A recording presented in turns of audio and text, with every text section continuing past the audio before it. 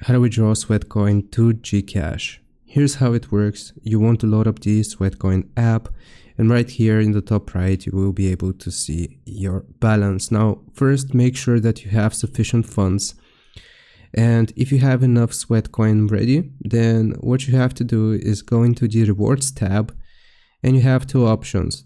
You have either the option of winning a GCash gift card. Right here you will see scratch cards, and there should be an option for GCash as well, and you can unlock this by using your Sweatcoin or watching an ad.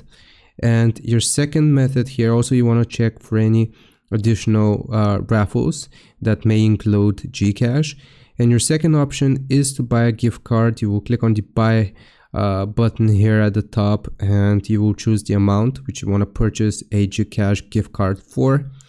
5,000 Sweatcoin will be for a $5 gift card, so here you will just click on it, then you will redeem it, and you will look for the option of a GCash gift card, which you can then redeem on the app itself.